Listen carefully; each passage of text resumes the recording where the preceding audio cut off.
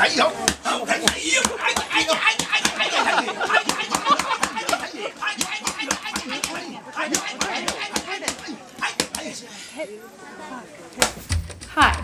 I'm Beryl, and in today's, oh shoot. Hi. What? Why did you take answer earlier? This is what you're interrupting me for. I have just been on the phone for 2 straight hours, okay? Oh my god. Quarantine is gonna kill me. Hi, I'm Beryl, and in today's video, because I can't cook right now, that's because, number one, my building has no gas right now. I decided to take a walk down memory lane and a walk down 34th Street. I found this Japanese convenience store that had tons of fun snacks, so I was like, oh, I'll just do a video about my big trip to Japan. And I'll eat some of these things when I talk about it. So for my honeymoon, pre-COVID, Raj and I went to Japan. Tokyo is one of those cities that everybody talks about, and honestly, it is worth the hype. It is this beautiful blend of modernity with tradition and antiquity. It is just absolutely beautiful. I have honey butter potato chips. Whoa, these smell like honey and butter.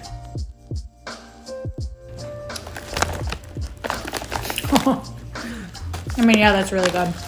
I think I would give this chip probably 8 out of 10. They're very good. It's a sweet potato chip. Personally though, I like savory more, so that's why it's 8 out of 10. So anyway, when we got to Tokyo, Raj and I did all like the main touristy things. We went to the top of the Sky Tree,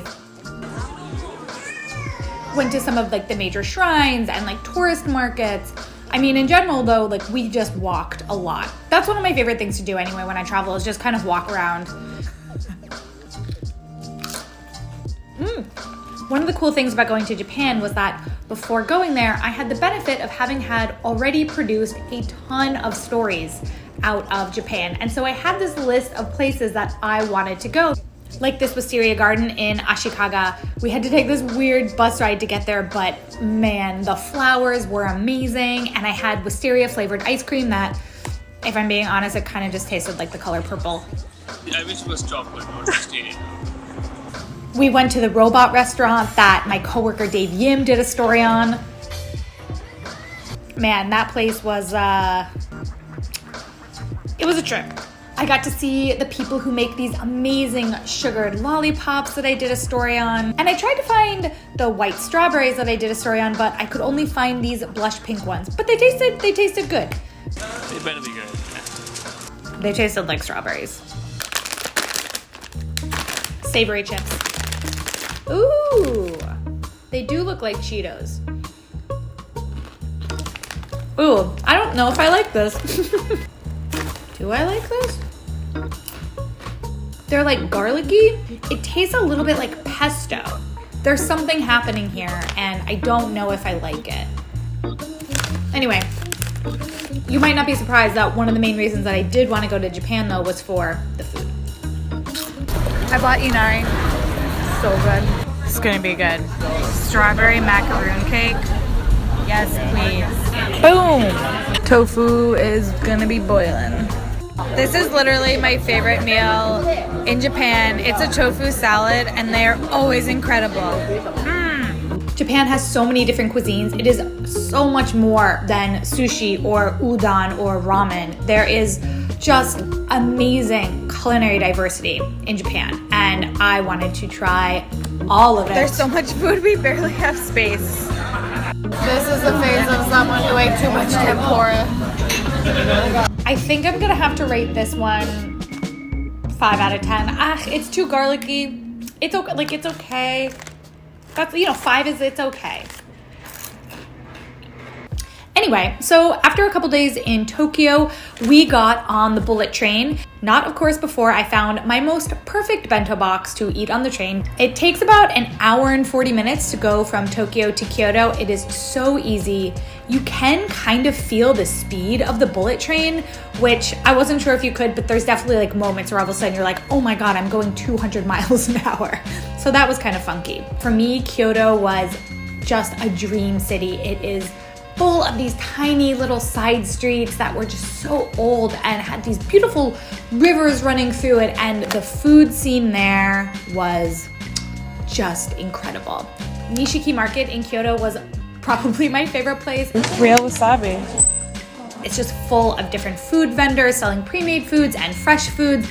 I ate this octopus that was stuffed with a quail egg.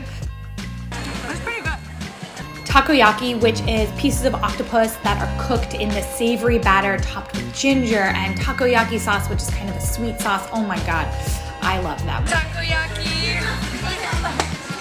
Let's try these. Ooh, 2 packets. Ooh, these are very thin. Okay, that's addicting. It doesn't taste like chicken. It tastes like chicken. It tastes like a chicken bouillon cube.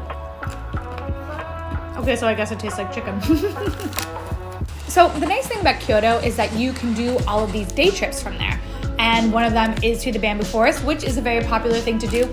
If you are going to go, you need to rise at the crack of dawn. Because when we got there, it was empty. And like, who doesn't want an empty bamboo forest, you know? It was so peaceful. It was so beautiful, which was in direct opposition to the Fushimi Shrine, which like, God, looking at this footage makes me feel a little bit triggered. Like, look at us with all these people just having fun. Definitely the further up you go, the emptier it gets. The bottom, just like most main like popular hikes all around the world, the bottom is always really busy. When you have to do a little bit of climbing, it clears out. It's been like an hour of hiking here, and we're still underneath them all. It's so amazing. Cool. One of my favorite things that we did in Kyoto was I signed us up for a cooking class.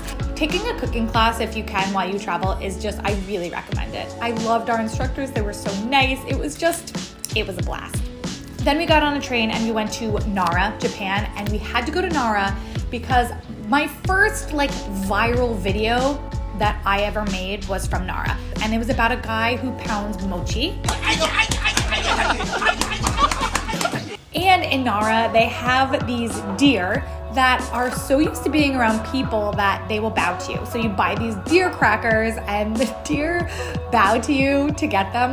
They said that they're like, you know, optimized for deer, these treats. Like, I don't know what they're made of, but like, did I buy the deer treats and bow to the deer? Yes.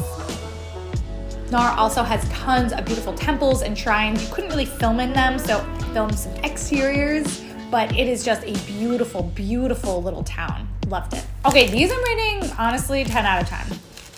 I love this. The fettuccinis. Oh my God, I just love gummy candy. I really do.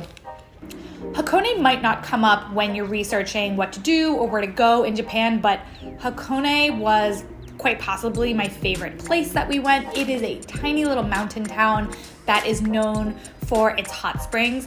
And when we went, we stayed in a ryokan, which is kind of a traditional inn. In Japan, you sleep on tatami mats. We took our meals in our room, which were these beautiful, beautiful meals. And in general, these meals represented a little bit more of upscale traditional Japanese cooking. Oh, it's so good.